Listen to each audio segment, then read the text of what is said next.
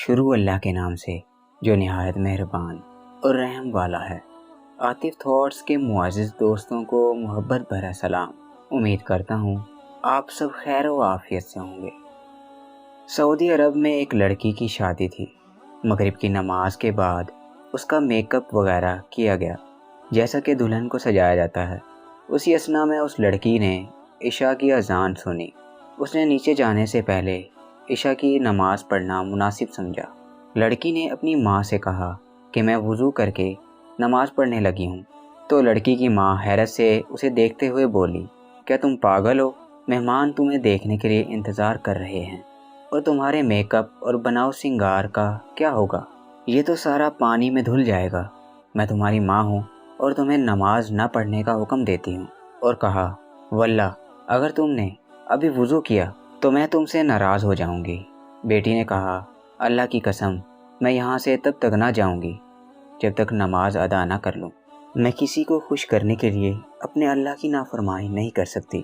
اس کی ماں نے کہا، مہمان تمہیں میک اپ کے بغیر دیکھ کر کیا کہیں گے؟ وہ تمہارا مذاق اڑائیں گے اور تم کسی کو بھی اچھی نہیں لگو گی۔ لڑکی ماں کی بات سن کر مسکراتے ہوئے بولی، آپ اس لیے پریشان ہو رہی ہو کہ میں لوگوں کی نظر میں خوبصورت نہیں لگوں گی، لیکن میں تو اپنے پیدا کرنے والے کی نظر میں خوبصورت بننا چاہتی ہوں۔ لڑکی نے وضو کیا، جس کی وجہ سے اس کا سارا میک اپ اتر گیا، لیکن اسے میک اپ خراب ہونے کا کوئی افسوس نہیں تھا، اور نہ ہی لوگوں کے اچھا برا کہنے کا کوئی خیال تھا، کیونکہ اسے لوگوں سے زیادہ اپنے اللہ سبحانہ و تعالیٰ کے سامنے سرخرو ہونا تھا۔ اس نے نماز شروع کی اور حالت سجدہ میں وہ لطف پایا جو بہت کم لوگوں کو نصیب ہوتا ہے۔ اسے تو پتہ بھی نہیں تھا کہ یہ اس کی زندگی کا آخری سجدہ ہوگا۔ جی ہاں میرے محترم دوستوں، وہ لڑکی حالت سجدہ میں اپنے خالق حقیقی سے جا ملی۔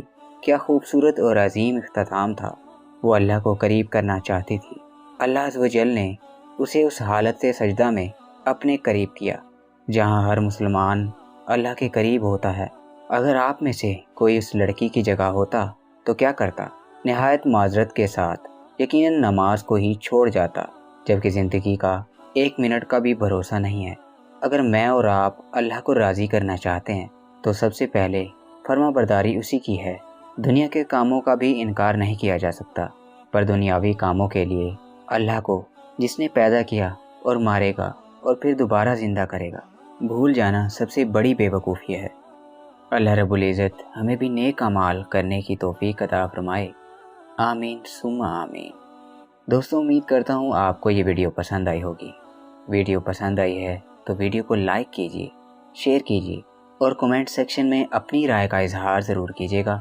سانسوں نے وفا کی تو ایک نئی ویڈیو کے ساتھ پھر سے حاضر ہوں گے۔ تب تک کے لیے اللہ حافظ۔